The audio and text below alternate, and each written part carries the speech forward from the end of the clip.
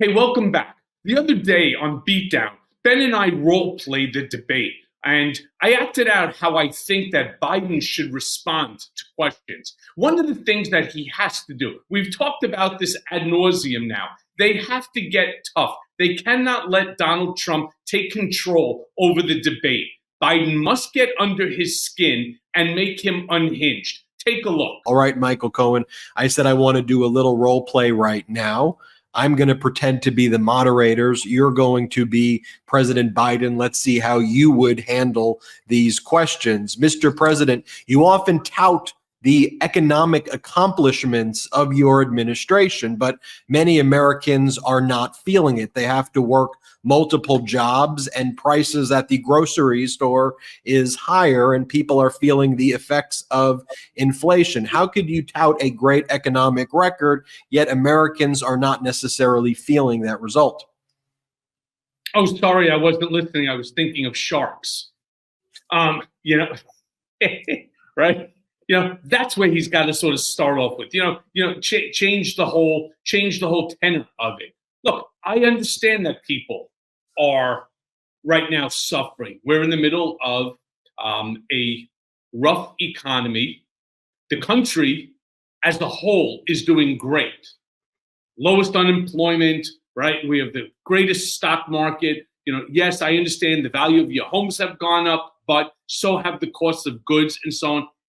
And this is very complicated. Now, my opponent will tell you that the stable genius will tell you, shark, will tell you that he could fix it in 24 hours. He could fix it in a year, is what he actually told people during the last presidential debate in 2020 when I won and he lost despite the big lie. He wasn't able to do anything, not in a year, not in 4 years. In fact, he raised the debt by $8 trillion, more than every president before him combined. We have work to do. I don't say that the country is perfect.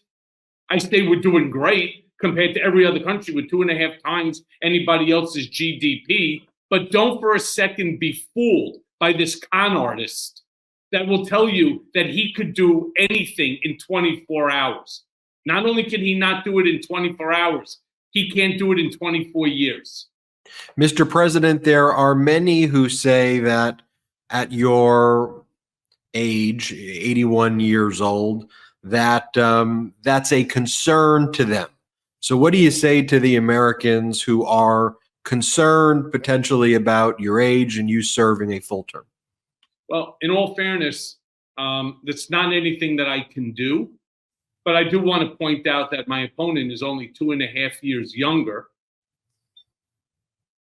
has never worked out a single day in his life, can't ride a bicycle. His biggest exercise is pushing his foot on the accelerator in his sped up golf cart so that he could get to the ball and cheat, right?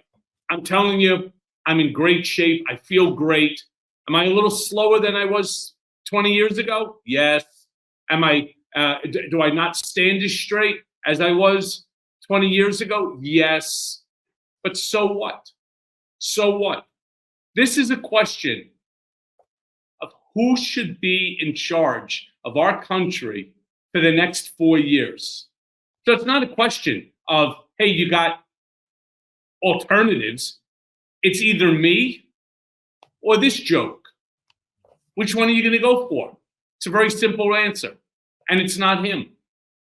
Mr. President, when you ran for office in 2020, you said that you would work to unite the country, but poll after poll shows that the country is more divided than ever right now. And you often refer to the other side as MAGA Republicans or that they want a dictator. Do you think that's the right way to unite our country in this moment?